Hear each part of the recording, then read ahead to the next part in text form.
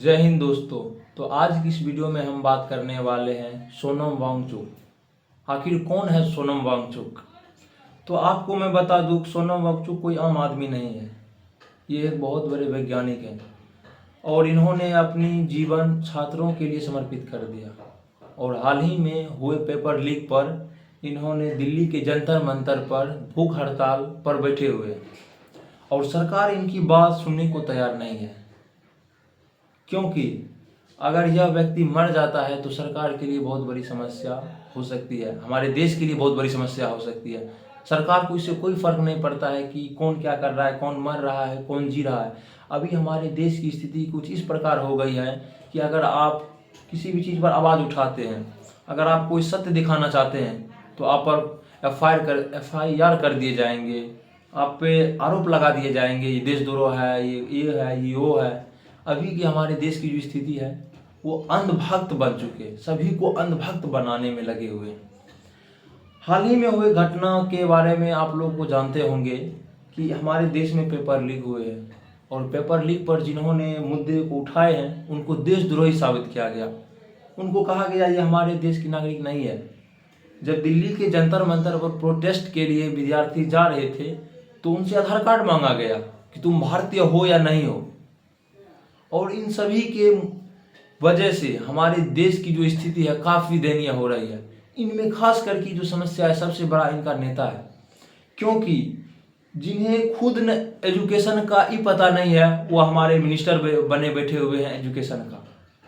आप लोग एक वीडियो में देखे होंगे, उन्होंने कहा कि 1,55,000 सीट से हमने बढ़ाकर 1,08,000 सीट कर दिए डॉक्टरों के सीट को।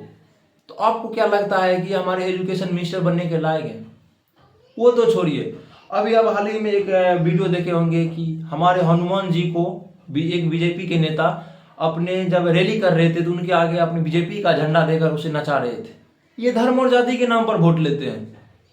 जागो अंधभक्तों जागो, ये वो सरकार है जो सिर्फ लोगों को लड़ाना जानते हैं। ये नहीं समझते कि आपकी समस्या क्या है। ये आपको नहीं कोई पूछने वाला है कि आपकी समस्या क्या है, आप क्या कर रहे हैं, आप जी रहे हैं, मर रहे हैं, कोई फर्क नहीं पड़ता है सरकार को इससे। क्योंकि हमारे देश की जो सरकार है वो अंधभक्तों की सरकार है। हाल ही में आप लोगों को बता दें कि जो बीजेपी की एक सरकार है, बीजेपी की एक नेता है, उन्होंने कहा कि अगर हिंदू का रुपया हिंदू ले लिया तो क्या हुआ। राम मंदिर की चोरी पर उन्होंने यह आरोप दिया, आरोप लगा हिंदू का ले लिया तो ले लिया। आप लोग समझने का प्रयास करें, अभी तक बीजेपी की एक भी नेता, बीजेपी का जो एक भी नेता है उन पर सीबीआई जांच नहीं कराया गया है। क्यों नहीं कराया गया? क्योंकि उनके हाथ में सब चीज है। मीडिया उन्हीं का है, कानून उन्हीं का है, सरकार उन्हीं का है, पुलिस उन्हीं का है। वो सरकार जो चाहे वो देश में करवा सकती है। यहां पर आप यह उम्मीद नहीं कीजिए कि हमारे इस सरकार में जो है हमको न्याय मिल जाएगा, कभी नहीं। आपको कुछ भी नहीं होने वाला है। अगर आपके घर में कोई आकर आपको गोली मार के चले जाती है तो आपको कोई फर्क नहीं पड़ने वाला, सरकार कोई फर्क नहीं पड़ने वाला। आप हो जाएंगे, कोर्ट का चक्कर काटेंगे, कुछ नहीं होने वाला है। अगर आपके पास रुपया है तो आप 3 महीनों में बेल लेके निकल सकते हैं, कोई फर्क नहीं पड़ता है। हमारे देश की सरकार और कानून व्यवस्था इतना गिर चुकी है कि एक कहावत कहा जाता है, जिसकी लाठी उसकी भैंस। तो अभी की जो स्थिति है वो सरकार की है, सरकार की कानून है और सरकार का ही सब कुछ।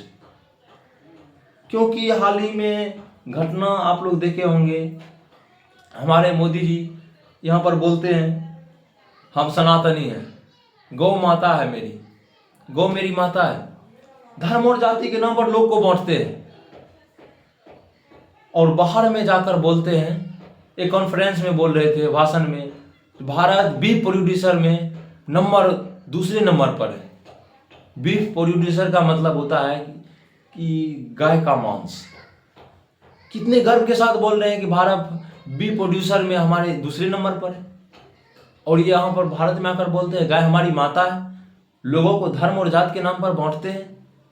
हाल ही में एक घटना और सामने आई है, उसमें आपको बता दे, दिल्ली के जंतर मंतर पर जब प्रोटेस्ट किए जा रहे थे स्टूडेंट के द्वारा, तो एक मुसलमान भाई उन लोगों के लिए खाना की व्यवस्था करवाई और वह जो है सभी को खाना खिलाते थे। तो इस सरकार की निष्ठा आप लोग देखिए इतना गिर चुकी है कि उस व्यक्ति के घर के बाहर पुलिस भेज दिया। और उनको गिरफ्तार करवाने की धमकी दी। बहुत सारे उनके जितने रिश्तेदार थे उनके घर पर पुलिस भेज दिया गया। अब क्या समझते सरकार हमारे लिए बेहतर काम कर रही है? नहीं, चारों तरफ भ्रष्टाचारी भरा हुआ है। एक हमारे नितिन गडकरी जी हैं, E20 मिलाकर बेच रहे हैं। यहां पर मेरा कहने का मतलब यह है कि आप लोग जागिए, धर्म और जाति के नाम पर वोट देना बंद कीजिए। आप एक अच्छे नेता को चुनिए। आपको क्या लगता है एक छोटे से जिला चलाने के लिए जब हम लोगों को यूपीएससी का तैयारी करना पड़ता है, 5 साल प्रिपरेशन करना है, तब जाकर कहीं ना कहीं आप डीएम बन पाते हैं और एक जिला को संभालते हैं। लेकिन हमारे देश में ऐसा कोई सिस्टम नहीं है। जो पूरा देश को चलाएगा वो अनपढ़ है। तो किस प्रकार से लगता है आपको कि हमारा देश का विकास हो पाएगा? आप हमको ये बताइए।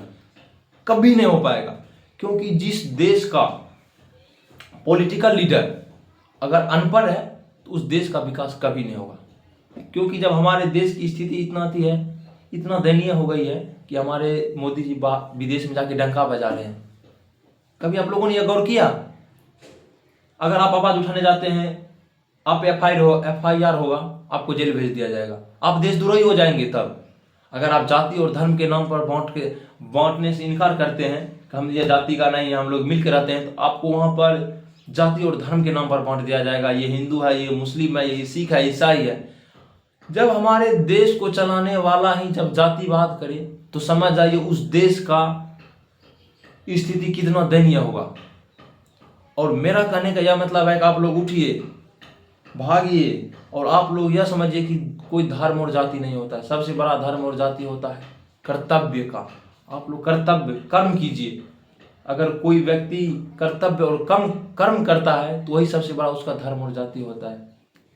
क्योंकि अभी के डेट में कोई अगर बोलता है कि हम यादव हैं, हम मुस्लिम हैं, तुम ये हो, तुम नीच हो, तुम ऊंच, ये सब नहीं है। हमारे बाबा साहेब डॉक्टर भीमराव अंबेडकर भी नीच जाति से थे। उन्होंने इतना मेहनत किया कि पढ़ते पढ़ते आज हमारे देश के भगवान माने जाते हैं। उन्होंने मेहनत किया और उन्होंने यह साबित किया कि कोई धर्म और जाति नहीं होता है।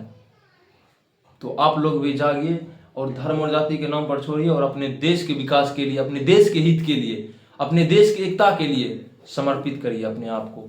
जय हिंद, जय भारत।